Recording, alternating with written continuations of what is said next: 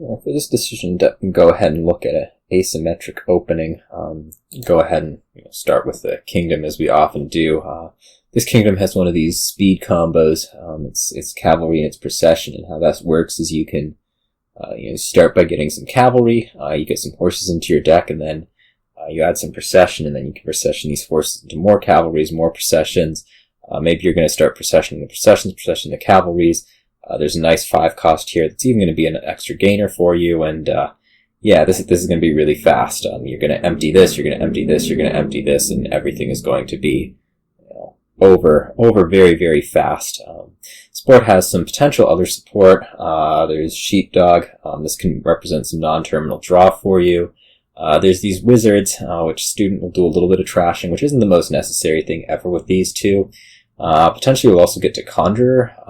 Early on, though, Conjurer is a little bit of a not amazing thing, because you have this cavalry here that you need to be playing for the horses, and cavalry is terminal, and so by the time that you're able to be playing a Conjurer, which is going to be in every single hand, you're already going to want to be having a procession at that point. Like, what are you doing Conjurer for? Procession horse is going to just be better for you a lot of the time. And so that's something to, maybe not go so far into. But anyways, we're looking at this board here. We're looking at our opening. One possible opening would have been student cavalry.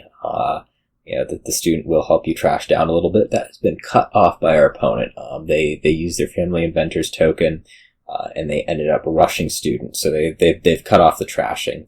That's not that big a deal here. This combo is very fast. It's also pretty consistent because you get a bunch of horses into your deck, and so needing to trash isn't the biggest thing ever.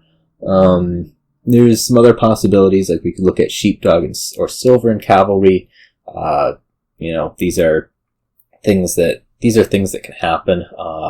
Like, this will help us hit 4 after we play the cavalry. Cavalry happens to be faded, so the reason I keep saying cavalry here is, like, on our turn 2, when we have 4 coins, we can be buying cavalry, and we can be surely playing it that turn. So we are going to get the horses into the deck pretty quick, and then the trick is going to be I can gain a procession on turn 3 somehow, whether it's family inventorsing a procession and buying it, or whatever else that can really get you going fast.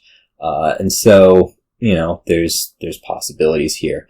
The other thing that was exposed to us is Conjurer, and we talked about how Conjurer kind of interferes with the cavalry, but in this case, we can actually kind of game out the turns, right? So, this turn we're going to buy, if we're doing this Conjurer, it's like this turn we're going to buy Conjurer.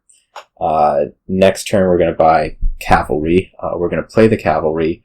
And then our turn 3, ideally is going to have Conjurer, some number of coppers. The Conjurer can actually gain us our procession, and then we have procession and horses in deck, already. So that's very nice to have, because the one concern that we had about Conjurer is that we weren't going to have the terminal space to do it early, but in this case, just because of how this thing works out with Faded Cavalry, actually we will. So, despite the initial read on the board being Conjurer, probably not that amazing because I need to be playing these cavalries, we actually do get the village in fast enough for Conjurer to do its work early, and so that's indeed what we want to be doing, is we want to be opening Conjurer. We want to be taking our cavalry. We'll play the cavalry turn 2. Ideally, we'll play the Conjurer turn 3, get a procession. We'll have a village in our deck. We'll have the 2 terminals. We'll be able to go.